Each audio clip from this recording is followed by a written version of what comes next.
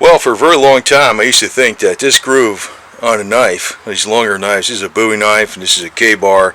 It's not a real KABAR, it's a knockoff from Bud K, but pretty good. And I have real KABARs too, so don't go give me the heat on that deal. But I always thought this was a blood groove. It's not. Actually, this is what you call a fuller. It has nothing to do with the weapon getting stuck in the body, because when you try to pull it out, it's got suction. You need the airspace to pull the. I always heard that you need the airspace to pull the weapon out, and it had now you called it a blood groove. I always was taught this. I was in the military a long time. That's the scuttlebutt, right? Well, it has nothing to do with it. It's called a fuller, and it's actually just to lighten up the knife. Now, what made me look this up is because I ordered another one of Bud K's knives. It had I think it's called a Jungle Bowie or something like that. I forgot what it was, and it was completely open in here. So I was like, why is that? So I just tried to look it up. Then I found about what the blood groove really is. It's not a blood groove. It just, I don't know how that came about. It's a swag tool that was made to make the knives lighter, particularly, but it probably it should give it a little more strength, because you got a little more area here, because you got the bend in this way and you got it that way too.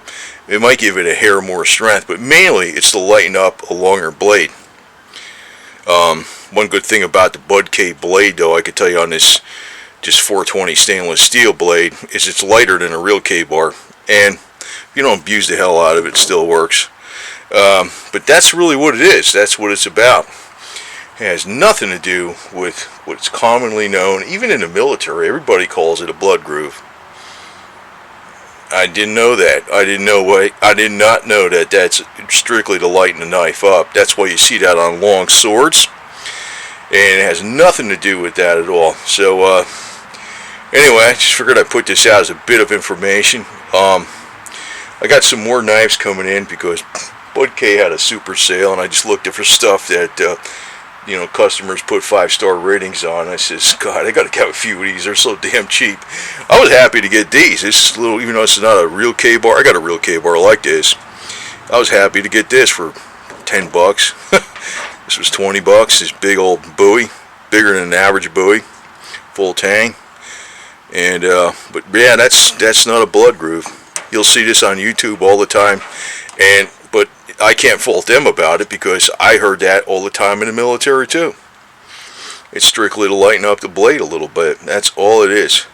There's absolutely no, and like I said, I don't think it even decreases the strength. It might even increase it a little more, because it's like an I-beam girder. Why are I-beam girders like an I-beam?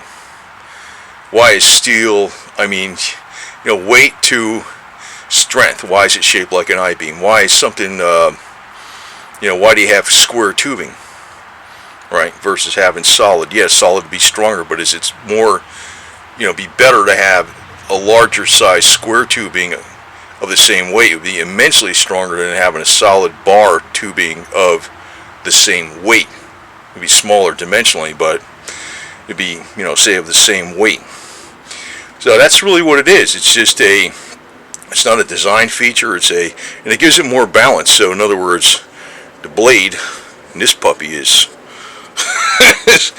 this blade is, I don't know where the center of gravity would be on this puppy, man. Probably right about there or someplace.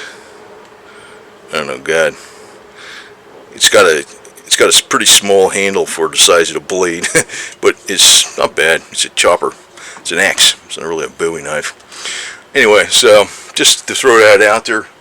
And I'd like to get some probably Confederate Bowie, because I'm in the Sons of Confederacy, and you can see that back there. That's the 3rd National Confederate flag. I got that back there in the back of my little makeshift carport. Didn't see any really good ones, though. I saw some that looked like they had a bolt on the back, and didn't like the way they looked. But I might get one of those someday too. Not a real one, but one of the knockoffs.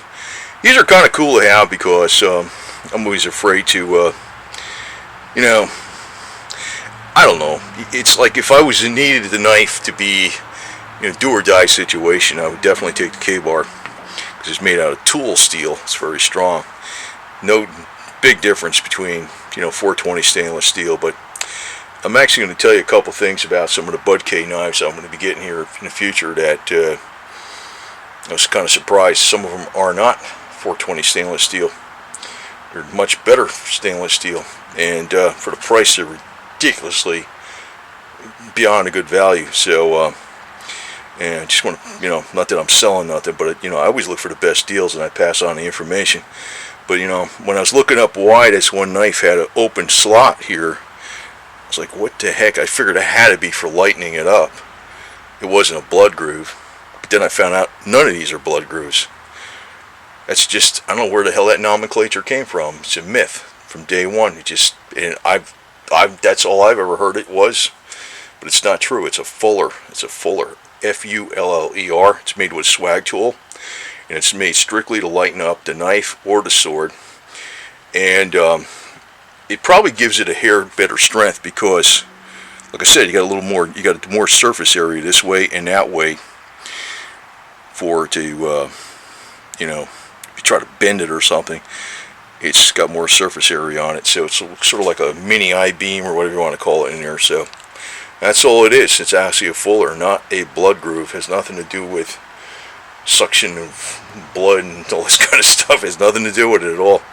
It's strictly to lighten up the blade and give it better balance, especially on the longer blades.